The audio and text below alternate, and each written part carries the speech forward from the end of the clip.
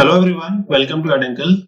So today we are going to start revision summary of transition element part 5 for IIT JAM chemistry. तो start करने से पहले मैं आपको अपने बारे में बता देता हूँ। मेरा नाम यादराम धानका है। I did my masters in chemistry from ISC Bangalore.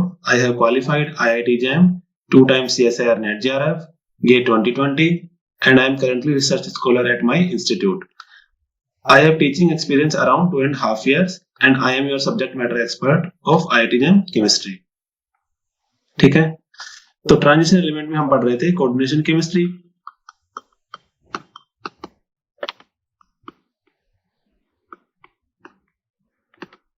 Coordination chemistry के पार्ट 4 तक हमने देख लिया था, ये पार्ट 5 है। तो आज का हमारा इंपॉर्टेंट टॉपिक है application of CFSE, crystal field stabilisation energy. देखो हमने VBT कवर कर लिया है, CFT कवर कर लिया है, CFSE हमने देख लिया था। CFSE के बहुत सारे क्वेश्चंस हमने न्यूमेरिकल सॉल्व कर लिए थे, कलर देख लिया है, ठीक है, JTD हमारा हो गया है और मैग्नेटिक मोमेंट भी ऑलमोस्ट हो गया है, ठीक है। तो अब हम पढ़ेंगे application of crystal field stabilisation energy. तो एक्सपेक्टेड नंबर ऑफ क्वेश्चंस होते हैं इसमें 1 और 2, एक्सपेक्टेड मार्क्स वही 2 to 4 और डिफिकल्टी लेवल है इजी टू मॉडरेट, ठीक है। बाद में हम देखेंगे एप्लीकेशन ऑफ CFSE के बाद में इसके क्वेश्चन सोल्व करेंगे कि प्रीवियस ईयर क्वेश्चंस पूछे गए हैं, ठीक है। चलिए शुरू करते हैं। तो देखो लास्ट टाइम हमने पढ़ा था JTD। जब हम VBT पढ़ रहे थे तब हमारे पास एक कॉम्प्लेक्स था, वो था CuNH3,4,2+। ये एक स्क्वायर प्लेनर कॉम्प्लेक्स था, ठीक है। इसका हाइब्रिडाइजेशन मैंने बताया था आपको sp2d due to Jahn Teller distortion, ठीक है। अब हमने जॉन टेलर डिस्टॉर्शन तो पढ़ लिया बट हमने ये एक्सप्लेन नहीं किया, तो आज हम ये स्टडी करते हैं। तो हमारे पास कॉम्प्लेक्स है CuNH3,4,2+। Practically this is square planar, ठीक है। स्पेक्ट्रोस्कोपी से मुझे पता लगा इसकी पिक्चर लेके कि ये स्क्वायर प्लेनर कॉम्प्लेक्स है। अब देखो इसका हाइब्रिडाइजेशन कैसे कैलकुलेट करेंगे हम। तो पोलिंग एक साइंटिस्ट थे, उन्होंने बताया कि जो Cu2+ है उसकी 3d9 कॉन्फ़िगरेशन है। 3d में 9 इलेक्ट्रॉन फिल कर दिए हमने, 4s0 और 4p0, ठीक है।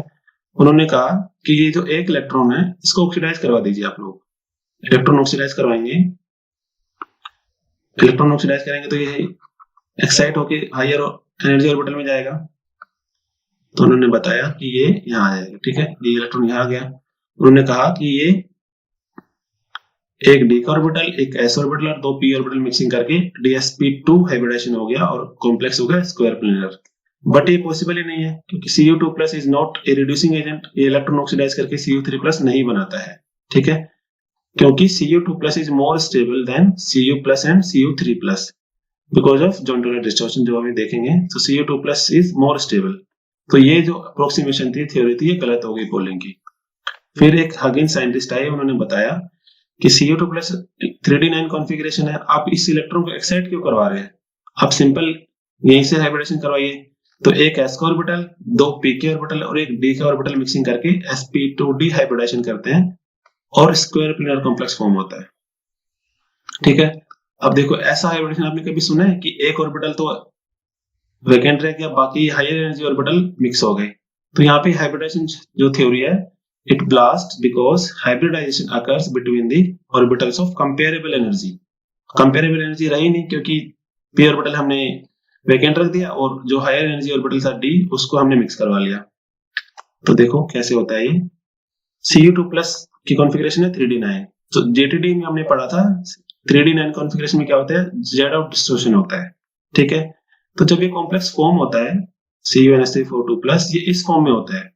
तो इसमें होता है फिर Z out distortion. Z out distortion होगा तो क्या होगा, अलोंग द जेड एक्सिस वाले जो लिगेंड्स होंगे उनकी मेटल लिगेंड डिस्टेंस ज्यादा हो जाएगी रेस्ट ऑफ द 4, ठीक है। तो इसमें क्या होता है कि sp2d हाइब्रिडाइजेशन जो है, it explains its shape more accurately, therefore it proves that hybridisation is just a theory to explain the shape of molecules and not a real phenomena. देखो sp2d हाइब्रिडाइजेशन जो हम बता रहे हैं इसका, ये जो है it explain it's shape more accurately. इसकी शेप क्या है, स्क्वायर प्लेनर आ रही है। जब हम इसकी स्पेक्ट्रोस्कोपी से इसकी शेप पता कर रहे हैं तो इसकी शेप आ रही है स्क्वायर प्लेनर। क्यों आ रही है, क्योंकि जो S2 के जो 2 लिगेंड्स है ना, वो इस पिक्चर में आ ही नहीं रहे, वो इतने दूर हो गए हैं जेड आउट डिस्टोर्शन के कारण कि वो जब हम स्पेक्ट्रोस्कोपिकली की पिक्चर ले रहे हैं तो इस पिक्चर में वो आ ही नहीं रहे, हमें क्या दिख रहा है, बस हमें 4 लिगेंड्स दिख रहे हैं, NH3 के ये 4 लिगेंड्स दिख रहे हैं, तब हमें पता लग रहा है कि स्क्वायर प्लेनर कॉम्प्लेक्स है ये। तो इसमें इस कॉम्प्लेक्स में क्या होता है, जेड आउट डिस्टोर्शन होता है। इस जेड आउट डिस्टोर्शन के कारण क्या होता है, ये कॉम्प्लेक्स इसमें कन्वर्ट हो जाता है। तो ये जो रियल कॉम्प्लेक्स था sp3d2, इसमें तो ये ऑक्टाहेड्रल कॉम्प्लेक्स है, उसका हाइब्रिडेशन क्या हो गया sp3d2, और ये हो गया स्क्वायर प्लेनर कॉम्प्लेक्स, इसका हाइब्रिडेशन हमने बताया sp2d। अब देखो यहाँ पे हाइब्रिडेशन चेंज हो गया, तो हाइब्रिडाइजेशन इस कॉम्प्लेक्स से ये प्रूव होता है कि जो हाइब्रिडाइजेशन है ये जस्ट एक थ्योरी है, ये कोई रियल फिनोमेना नहीं है कि एक s का ऑर्बिटल 3 p के ऑर्बिटल मिक्सिंग करके 2 d के ऑर्बिटल मिक्सिंग करके sp3d2 हाइब्रिडेशन कर रहे हैं, ये जस्ट एक थ्योरी है, ये कोई रियल फिनोमेना नहीं है। हाइब्रिडेशन को हम इसलिए पढ़ते हैं क्योंकि ये हमारी जो शेप होती है, जो ज्योमेट्री होती है, उनको अच्छे से एक्सप्लेन करता है, ठीक है। तो इस कॉम्प्लेक्स में जेड आउट डिस्टोर्शन होता है, that is why it converts into this complex, और इसका होता है sp2d हाइब्रिडाइजेशन। तो हमें एग्जाम में याद रखना है कि इस कॉम्प्लेक्स में जॉन टेलर डिस्टोर्शन होता है, इसलिए इसका हाइब्रिडेशन हो जाएगा sp2d हाइब्रिडेशन। बट इसमें जब H2 के लिगेंड्स अटैच होते हैं, इसमें होगा sp3d2 हाइब्रिडेशन। तो जॉन टेलर डिस्टोर्शन होता है, जेड आउट टाइप होता है, तभी तो ये H2 के लिगेंड्स इतने दूर हो जाते हैं अलोंग द जेड एक्सिस कि पिक्चर में आते ही नहीं है, टेट्रागोनली इलॉन्गेटेड हो जाते हैं, ठीक है। चलिए आगे देखते हैं। सिमिलरली इस कॉम्प्लेक्स में ये है tris ethane 1,2 diamine copper 2+ is unstable because John Taylor distortion causes strain into chelating along z axis। अब देखो इथिलीन डाइअमीन जो एक बाइडेंटेड लिगेंड होता है ना, ये क्या होता है NH2,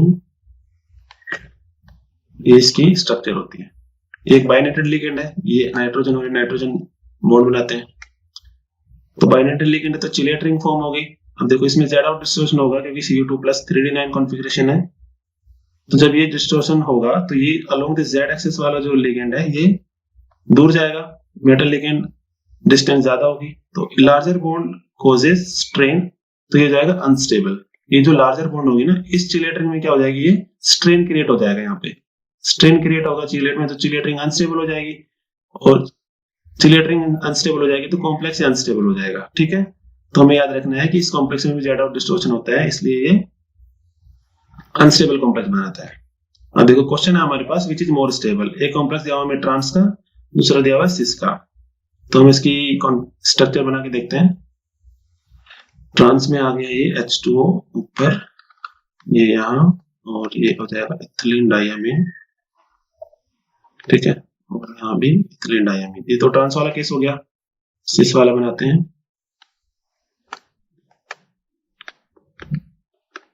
ठीक है। सिस में क्या होगा, 90 डिग्री पा जाएंगे, ये इथिलीन यहाँ बाइडेंटेड लिगेंड है, और ये इथिलीन है। अब देखो Cu2+ है दोनों ही केसेस में, Cu2+ में क्या होता है, जेड आउट डिस्टोर्शन होता है। अब देखो यहाँ से जब ये H2 along the Z axis metal ligand distance large होगी तो इस कॉम्प्लेक्स में इतना इफेक्ट नहीं पड़ेगा, ठीक है।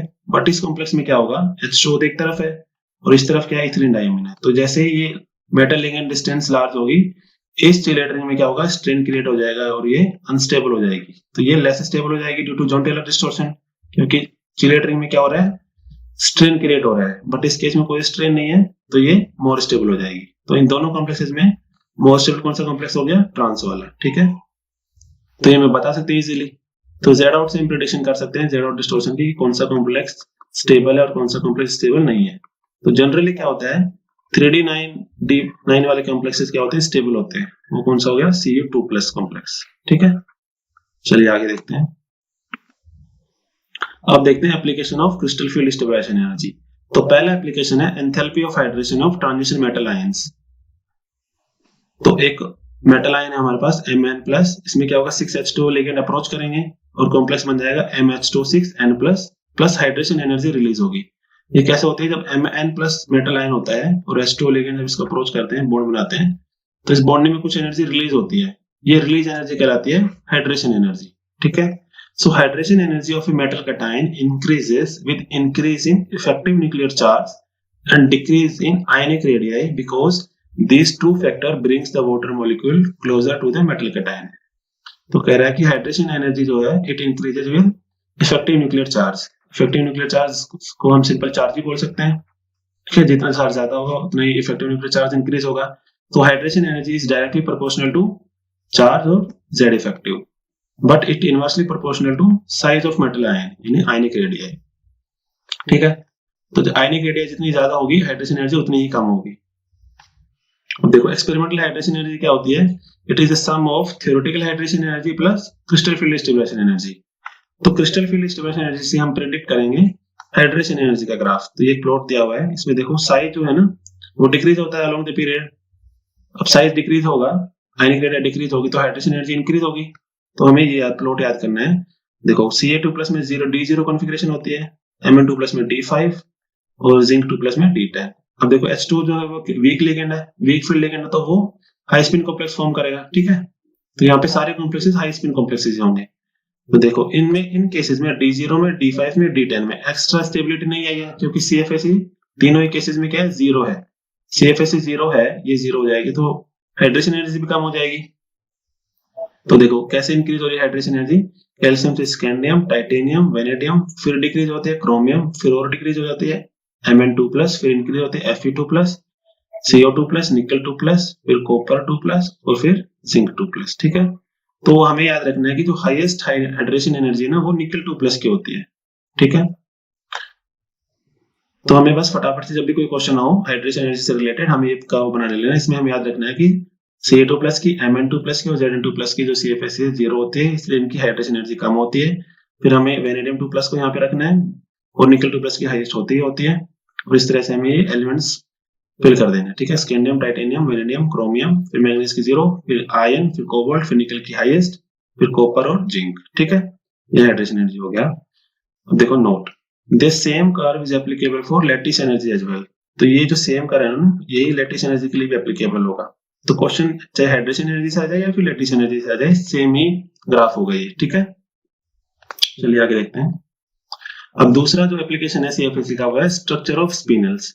तो पहले तो स्पिनल्स क्या होते हैं वो देखते हैं। Spinels are the mixed metal oxide having the formula of Ab2O4 और AoB2O3।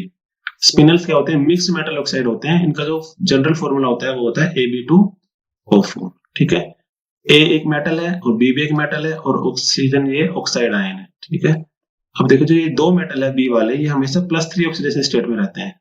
ठीक है, और जो एक A मेटल है ये हमेशा +2 ऑक्सीडेशन स्टेट में होते हैं।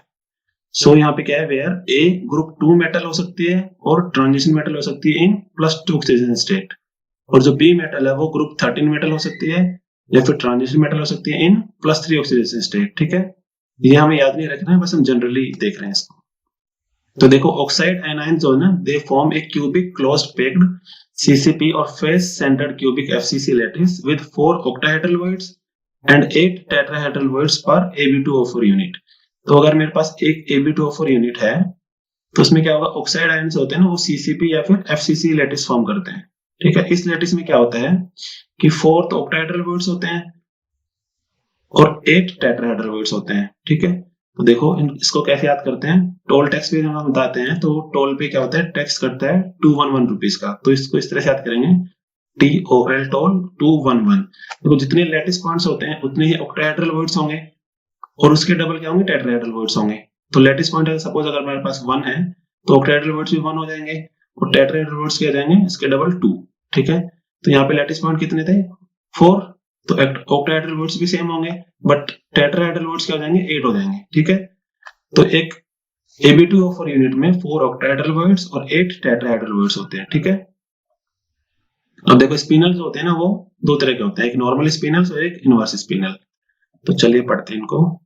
नॉर्मल स्पिनल क्या होता है, in a normal spinel A2+ ion जो है, देखो जनरल फॉर्मूला क्या होता है, Ab2O4, A होता है वो +2 ऑक्सीजन स्टेट में और जो दो मेटल है जो कि B है वो होते हैं +3 ऑक्सीजन स्टेट में। तो कहता है कि जो A2+ आयन है occupy 1/8 of the tetrahedral voids. जो A2+ आयन जो ये ऑक्यूपाई करते हैं tetrahedral voids and B3+ ions occupy half of the octahedral voids. और जो B3+ आयन है ये ऑक्यूपाई करते हैं ऑक्टाहेड्रल वॉइड्स। ठीक है, Thus normal spinels can be written as A2+। Normal spinel कैसे लिख सकते हैं हम, A2+, B2 3+ O4। देखो A जो है वो टेट्राहेड्रल वॉइड्स में जा रहा है, A2+ आयन जो है वो टेट्राहेड्रल वॉइड में जा रहा है और जो B3+ है वो ऑक्टाहेड्रल वॉइड्स में जा रहा है। ठीक है, हमें ये नंबर इग्नोर करने हैं, 1/8 है या फिर हाफ है। तो इसका जनरल रिप्रेजेंटेशन है वो यही हो गया। इसका एग्जांपल क्या क्या है, magnesium Al2O4, MgCr2O4, NiCr2O4, Mn3O4 और CO3O4। तो A2 प्लस है वो टेट्राहेड्रल में जा रहा है, टेट्राहेड्रल में, और जो दो मेटल है B3 प्लस के वो जा रहे हैं ऑक्टाहेड्रल में। इस तरह के स्पिनल को क्या कहेंगे हम, नॉर्मल स्पिनल। ठीक है, अब देखो इसका जो इनवर्स हो जाए उसको बोलते हैं inverse spinel. So in inverse spinel half of the B3 plus ions, जो B3 प्लस आयन थे, अब देखो नॉर्मल स्पिनल में क्या था, B3 प्लस आयन ऑक्यूपाई करते ऑक्टाहेड्रल वॉइड्स, बट यहाँ पे क्या है कि half of the B3 plus ions have exchanged places with all the A2 plus ions। ये जो आधे जो B3 plus ion है ना, वो उन्होंने A2 plus ion के साथ में एक्सचेंज कर लिया अपने प्लेसेस। तो B3 plus ion किस में जाएंगे फिर, टेट्राहेड्रल वॉइड में, और जो A2 plus ion जिन्होंने भी अपना एक्सचेंज किया है वो हो जाएंगे ऑक्टाहेड्रल वॉइड में। ठीक है, तो ये उल्टा हो गया, तो ये इनवर्स स्पिनल हो गया। ठीक है, तो क्या हुआ, in other words A2 plus ion occupy 1/4 of the octahedral voids. ठीक है, ऑक्यूपाई कर रहे हैं A2 plus ion octahedral voids along with half of the B3 plus ion, whereas other half of the B3 plus ion they ions occupy 1/8 of the tetrahedral voids। तो B3 plus ion क्या करें, tetrahedral voids occupy कर रहे हैं। ठीक है, हमें number पे ध्यान नहीं देना कि 1/8 कर रहे हैं 1/4 कर रहे हैं, हमें ये याद रखना है कि नॉर्मल स्पिनल में जो A2 प्लस आयन है वो टेट्राहेड्रल वॉइड्स ऑक्यूपाई करते हैं, और जो B3 प्लस आयन है वो ऑक्टाहेड्रल वॉइड्स ऑक्यूपाई करते हैं।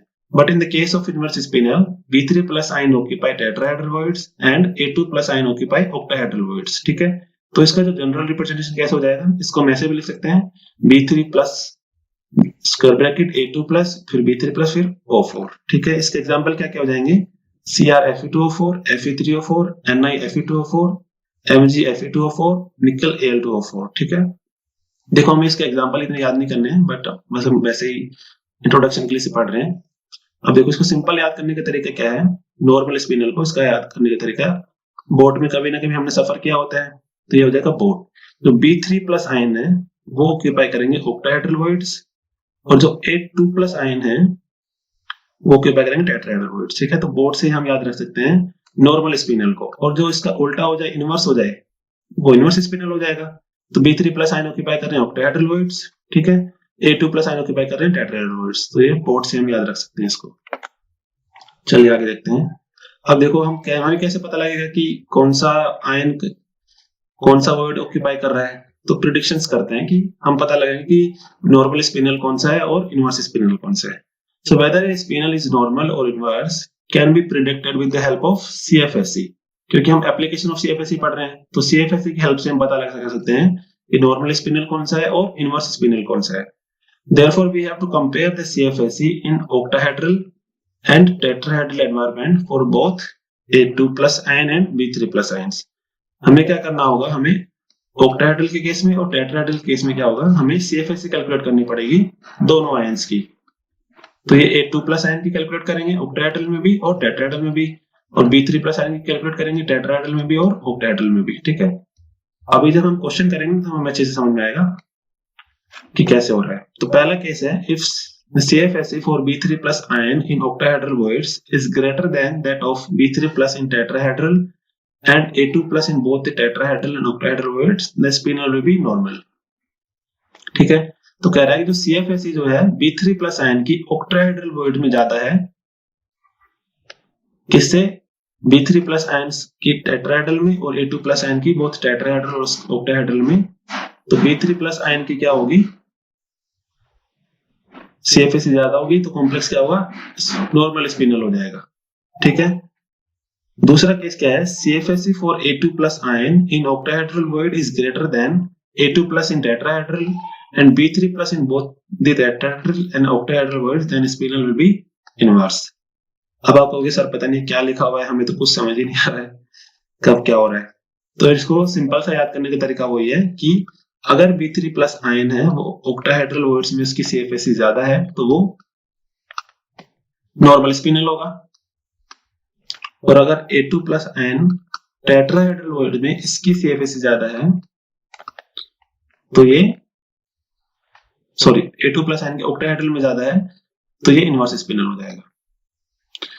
फिर सेम बात है, बोर्ड से हमें याद रखना है कैसे कि B3 प्लस आयन की CFSE ऑक्टाहेड्रल में ज्यादा है या फिर A2 प्लस आयन की CFSE टेट्राहेड्रल में ज्यादा है, तो ये नॉर्मल स्पिनल हो जाएगा। अदरवाइज इसके अलावा और कोई भी केस होगा वो इनवर्स स्पिनल होगा। ठीक है, तो हम अभी क्वेश्चन करते हैं, क्वेश्चन से मैं अच्छे से समझ में आएगा। ठीक है, तो चलिए इंपॉर्टेंट एग्जांपल्स लेते हैं। अब हम देखो एक स्पिनल दिया हुआ है Mn3O4, तो Mn3O4 को मैं पहले सिंपल फॉर्म में लिख लेता हूँ, Ab2O4 वाली फॉर्म में। तो एक ए जो मेटल होगी यानी मैग्नीज मेटल होगी वो 2+ में होगी, और जो दो मेटल है Mn2 वो 3+ में होंगी। ठीक है, अब देखो ऑक्साइड आयन जो है वो वीक फील्ड लिगेंड की तरह एक्ट करते हैं। वीक फील्ड लिगेंड क्या करते हैं, हाई स्पिन कॉम्प्लेक्स बनाएंगे। ठीक है, हाई स्पिन कॉम्प्लेक्स में क्या होता है, जब हम CFS कैलकुलेट करते हैं तो पेयरिंग एनर्जी इंक्लूड नहीं होती है। अब देखो कैसे प्रेडिक्शन करनी है, एक तरफ हम लिखेंगे ऑक्टाहेड्रल, दूसरी तरफ लिखेंगे टेट्राहेड्रल।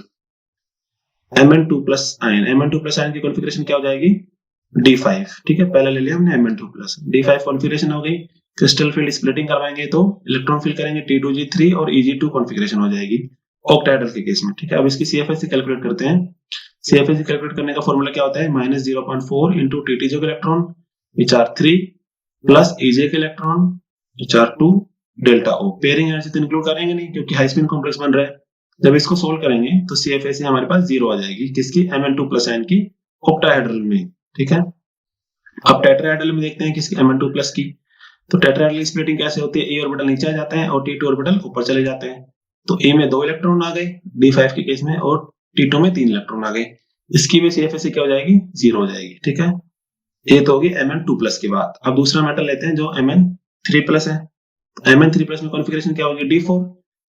क्रिस्टल फील्ड स्प्लिटिंग से जब इलेक्ट्रॉन फिल करेंगे तो T2 में 3 इलेक्ट्रॉन और E में 1 इलेक्ट्रॉन आ जाएगा, ये Eg में 1 इलेक्ट्रॉन आ जाएगा। ठीक है, CFS कैलकुलेट करेंगे, -0.4 इंटू TTJ के इलेक्ट्रॉन प्लस 0.6 इंटू EJ के इलेक्ट्रॉन डेल्टा O। तो CFS क्या जाएगी, -0.4 into 3 plus 0.6 into 1 delta O। जब इसको कैलकुलेट करेंगे तो क्या जाएगा, ये -0.6 डेल्टा हो जाएगा। ठीक है, यहां तक हो गया। अब Mn3+ की टेट्राहेड्रल में CFS निकालेंगे, तो टेट्राहेड्रल स्प्लिटिंग क्या हो जाएगी, D4 के केस में E में 2 इलेक्ट्रॉन और T2 में 2 इलेक्ट्रॉन, ये इलेक्ट्रॉनिक कॉन्फ़िगरेशन हो गई। अब CFS कैलकुलेट करते हैं। CFS कैलकुलेट करने का तरीका क्या होता है, टेट्राहेड्रल में -0.6 E के इलेक्ट्रॉन। ठीक है, इसको मैं थोड़ा रफ कर लेता हूं,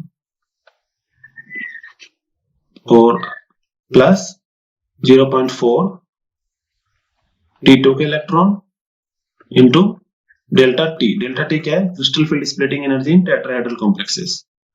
तो ये हो जाएगा प्लस 0.4 T2 के इलेक्ट्रॉन। ठीक है, और स्क्वायर ब्रैकेट के बाहर आ जाएगा डेल्टा T।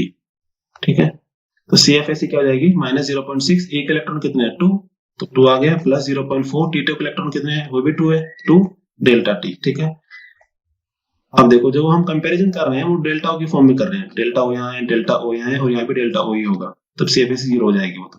ठीक है, बट यहाँ पे आ रहा है हमारे पास डेल्टा T, तो डेल्टा T को डेल्टा O में कैसे कन्वर्ट कर सकते हैं, delta T is equal to 4/9 delta O। जब इसको हम कैलकुलेट करेंगे ये हो जाएगा CFS -1.2 प्लस 0.8 डेल्टा T हो जाएगा नहीं, और फिर इसको सोल्व करेंगे तो हो जाएगा 0.4 डेल्टा T। अब डेल्टा T का फॉर्मूला पुट करेंगे, ये वाला 4/9 डेल्टा O यहाँ पे, -0.4 इंटू 4 डिवाइड बाई 9, तो हमारे पास टोटल आ जाएगा CFS -0.18 डेल्टा O। ठीक है, तो अभी तक हमने क्या किया, हमने स्पिनल के Mn2+ Mn3+ की CFS कैलकुलेट किए ऑक्टाहेड्रल में और टेट्राहेड्रल में। ठीक है, अब हमें देखना है कि CFS किस में ज्यादा है, और CFS का हमें देखना है मैग्नीट्यूड। हमें ये नहीं देखना है कि पॉजिटिव वैल्यू ज्यादा है या नेगेटिव वैल्यू ज्यादा है, हमें सिर्फ मैग्नीट्यूड देखना है। तो देखो ये तो 0 हो गई, ये भी 0, यहाँ पे 0.6 है और ये 0.18 है, तो 0.6 इज हायर देन 0.18। तो Mn3+ कहाँ जा रहा है, और CFS किसकी ज्यादा है, 0.6 है डेल्टा O, ये Mn3+ की ज्यादा है, और Mn3+ कौन से वर्ड में जा रहा है, ऑक्टाहेड्रल वर्ड में। ठीक है, तो अभी हमने देखा था बोर्ड के कॉन्सेप्ट से कि जो B3+ आयन है, जो +3 आयन है ना, वो जाना चाहिए ऑक्टाहेड्रल में, और जो A है जो कि +2 है वो जाना चाहिए टेट्राहेड्रल वर्ड में। तो +3 जब ऑक्टाहेड्रल वर्ड में जाएगा और जो +2 है वो टेट्राहेड्रल वर्ड में जाएगा, तो ये नॉर्मल स्पिनल होगा। ठीक है, तो Mn3+ है ना, ये कहाँ जा रहा है, ऑक्टाहेड्रल वर्ड में जा रहा है, तो ये किस तरह का स्पिनल हो गया, hence it is a normal spinel. ठीक है,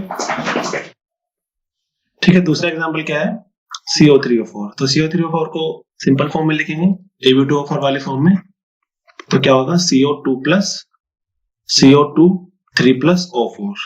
अब देखो जो ऑक्साइड आयन है वो CO3 प्लस आयन के साथ में स्ट्रॉन्ग फील्ड लिगेंड की तरह एक्ट करता है, ठीक है। वैसे तो जो ऑक्साइड आयन है वो वीक फील्ड लिगेंड होता है, बट CO3 प्लस आयन के केस में क्या होता है, स्ट्रॉन्ग फील्ड लिगेंड की तरह एक्ट करते हैं। और स्ट्रॉन्ग फील्ड लिगेंड क्या करते हैं, लो स्पिन कॉम्प्लेक्स फॉर्म करते हैं। तो ये हमें याद रखना है यहाँ पे। सो CO3 plus is low spin in the field produced by oxide ions. तो क्या होगा यहाँ पे, वही ऑक्टाहेड्रल टेट्राहेड्रल दो तरफ लिखेंगे। CO3 प्लस की कैलकुलेट करेंगे पहले। CO3 प्लस की कॉन्फ़िगरेशन क्या होगी, D6। तो T2G में 6 इलेक्ट्रॉन आ गए, क्यों, क्योंकि लो स्पिन कॉम्प्लेक्स फॉर्म हो रहा है, और Eg में 0 इलेक्ट्रॉन, ठीक है। अब यहाँ पे पेयरिंग एनर्जी को हम इंक्लूड नहीं करेंगे क्योंकि हम सिंपल CFSE देख रहे हैं। तो CFSE क्या होगा, -0.4 into 6 electron plus 0.6 into 0 delta O, ये हो जाएगी CFSE -2.4 डेल्टा O, ठीक है। फिर टेट्राहेड्रल में कैलकुलेट करेंगे, CO3 प्लस D6 आयन है, तो E में 3 इलेक्ट्रॉन और T2 में 3 इलेक्ट्रॉन। तो CFSE कैलकुलेट करेंगे -0.6 इंटू E के इलेक्ट्रॉन 3 प्लस 0.4 इंटू T2 के इलेक्ट्रॉन 3 डेल्टा T। इसको कैलकुलेट करेंगे तो आ जाएगा -0.6 डेल्टा T को फिर कन्वर्ट करेंगे डेल्टा O में, तो मल्टीप्लाई करेंगे 4/9 से, ठीक है। तो टोटल आ जाएगा CFSE -0.27 डेल्टा O, ठीक है। ये तो हो गया CO3 प्लस का। अब हम देखेंगे CO2 प्लस का। CO2 प्लस की कॉन्फ़िगरेशन क्या होगी, D7। तो इसमें क्या हो जाएगा, ये D7 की कॉन्फ़िगरेशन क्या हो जाएगी, 2 to the 5 Ag2, ठीक है। और जब हम CFSE कैलकुलेट करेंगे तो ये हो जाएगा -0.4 into T2 electron 5 plus 0.6 into Ag electron 2 और डेल्टा O। इसको कैलकुलेट करेंगे तो आ जाएगा -0.8 डेल्टा O।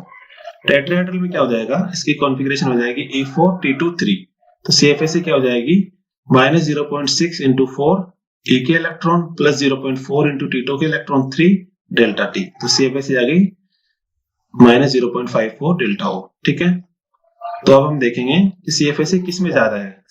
तो हमें मैग्नीट्यूड देखना है, ये है 0.27, ये है 2.4, ये है 0.8 और ये है 0.54। तो CFSE ज्यादा है 2.4 इसकी। ये किसके है, CO3 प्लस की। और CO3 प्लस कौन से वर्ड में जा रहा है, ऑक्टाहेड्रल वर्ड में जा रहा है। तो बोट वाला कॉन्सेप्ट देखेंगे यहाँ पे। ये जो B3 प्लस आयन है वो अगर ऑक्टाहेड्रल वर्ड में जाए और A2 प्लस आयन है वो टेट्राहेड्रल वर्ड में जाए तो स्पिनल कैसा होता है, नॉर्मल स्पिनल होता है। यहाँ पे हमारा B3 प्लस आयन क्या है, CO3 प्लस आयन, और ये कहाँ जा रहा है, ऑक्टाहेड्रल में वर्ड में जा रहा है क्योंकि CFSE इसकी ज्यादा है, that is why it would be a normal spinel, ठीक है। तो since CFSE for CO3 plus is highest, which is -2.4 delta O in octahedral field, therefore CO3 plus will occupy octahedral void and CO2 plus will occupy tetrahedral voids. Hence, therefore CO3O4 will be a normal spinel, ठीक है। अब देखिए एक note है, in general the spinels having Fe3 plus ions are inverse spinel। कि जो spinal में Fe3 plus ions अगर हो तो वो इन जनरल क्या होता है, इनवर्स स्पिनल होते हैं, ठीक है। तो एक एग्जांपल है Fe3O4 का, ये क्या होता है, इनवर्स स्पिनल होते हैं, क्योंकि इसमें क्या है, Fe3 प्लस आयन है, ठीक है। ये हम प्रिडिक्शन कर सकते हैं इजीली। तब देखो IIT एग्जाम 2015 में क्या क्वेश्चन आया, the normal spinel among the following mixed metal oxides. तो हमें 4 ऑप्शन दिए हुए थे और ये 2 मार्क्स का क्वेश्चन था। तो ये आपका होमवर्क है कि आपको ए में, बी में और सी में देखना है कि ये नॉर्मल स्पिनल। तो आपको ए में, बी में और सी में देखना है कि ये नॉर्मल स्पिनल है या फिर इनवर्स स्पिनल है, 3 ऑप्शंस। डी में आपको बता देता हूं, देखो चारों ही ऑप्शन में क्या है, Fe3 प्लस आयन दिया हुआ है। अभी हमने देखा था कि Fe3 प्लस आयन जहां पे होते हैं वो इनवर्स स्पिनल होते हैं, बट हमें पूछा क्या है, नॉर्मल स्पिनल पूछा है, ठीक है। तो आपको ए में ए ऑप्शन, बी ऑप्शन और सी ऑप्शन देखना है कि नॉर्मल स्पिनल है या इनवर्स स्पिनल है। मैं आपको डी बता देता हूँ, ठीक है। डी में क्या है, Zn Fe2O4 है, ठीक है। तो हम किस तरह से कैलकुलेट करते हैं, एक तरफ ऑक्टाहेड्रल दूसरी तरफ टेट्राहेड्रल, एक तरफ 2 प्लस आयन और दूसरा है Fe3 प्लस आयन, ठीक है। Zn2 प्लस की कॉन्फ़िगरेशन क्या हो जाएगी, D10। D10 में जब CFSE कैलकुलेट करते हैं तो कितनी होती है, 0। और टेट्राहेड्रल की भी क्या हो जाएगी CFSE D10 में 0, ठीक है। Fe3 प्लस आयन क्या होता है, D5 आयन, इसकी भी जो CFSE है वो क्या हो जाएगी, 0। और टेट्राहेड्रल में हो जाएगी CFSE 0। अब आपको सर सारे केसेस में CFSE 0 आ गई, तो हम कैसे बताएंगे। तो देखो एक छोटा सा पॉइंट है यहाँ पे कि जब Fe3 प्लस आयन दिया हुआ हो इसके तो CFSE 0 होती है, ये तो हमें पता है। बट इसके साथ अगर कोई ऐसा आयन दिया हो जिसकी CFSE 0 आ जाए, तो जिंक 2+ आयन दिया हुआ है, इसकी CFSE क्या है, 0 है। इसकी CFSE अगर 0 आ जाए इस आयन की, तो ये कैसा स्पिनल हो जाएगा, नॉर्मल स्पिनल हो जाएगा। ठीक है, तो ये जो आपका होमवर्क है, A option, B option, C option, आप करके देखना, ये सारे इनवर्स स्पिनल मिलेंगे आपको। यही एक ऐसा ऑप्शन होगा जो नॉर्मल स्पिनल होगा यहाँ पे। ठीक है, तो ये 2 मार्क्स का क्वेश्चन था और सिंपल सा था। हम इस, क्योंकि हम यहाँ से तो प्रेडिक्शन कर सकते हैं कि ये भी Fe3+, Fe3+ और Fe3+ सारे इनवर्स हो गए, बट यही जो ऑप्शन है, क्योंकि Fe3+ के साथ में अगर कोई ऐसा आयन आ जाए जिसकी CFSE 0 हो, तो ये नॉर्मल स्पिनल हो जाता है। ठीक है, तो आज हमने पढ़ा sp2d हाइब्रिडाइजेशन, जो कि जॉन टेलर डिस्टोर्शन होता है कौन से कॉम्प्लेक्स में, CuNH3,4,2+। ठीक है, इसमें sp2d हाइब्रिडाइजेशन होता है। आपको एग्जाम में जब ये आ जाए तो इसकी ज्योमेट्री तो स्क्वायर प्लेनर है, बट इसका हाइब्रिडाइजेशन जो है वो sp2d हाइब्रिडाइजेशन है। ठीक है, तो आज हमने देखा कि hybridisation is just a theory, it is not a real phenomena. ये एक रियल फिनोमिना नहीं है, बस एक थ्योरी है जो कि एक्सप्लेन करती है हमारी शेप को। ठीक है, और फिर हमने देखा कि application of CFSE, application of CFSE में हमने 2 चीजें देखी। एक पहली थी हाइड्रेशन एनर्जी और लैटिस एनर्जी। आपको बस वो कर्व याद रखना है, निकल 2+ की हाईएस्ट होती है। ठीक है, तो आपको कर्व याद रखना है, और ये हाइड्रेशन एनर्जी और लैटिस एनर्जी हम कैलकुलेट कर सकते हैं। दूसरा हमने देखा स्पिनल, स्पिनल 2 तरह के होते हैं, नॉर्मल स्पिनल और इनवर्स स्पिनल। तो बोट वाले कॉन्सेप्ट हम याद रखना है, CFSE कैलकुलेट करके हम प्रेडिक्शन कर सकते हैं कि नॉर्मल स्पिनल कौन सा होगा और इनवर्स स्पिनल क्या होगा। ठीक है, तो Edancal is India's #1 online coaching for IIT JAM, CSIR NET and NTUGC NET। तो आप हमारे ऑनलाइन कोर्सेज बाय कर सकते हैं। आज का मैं सेशन यहीं एंड कर रहा हूँ। Thank you.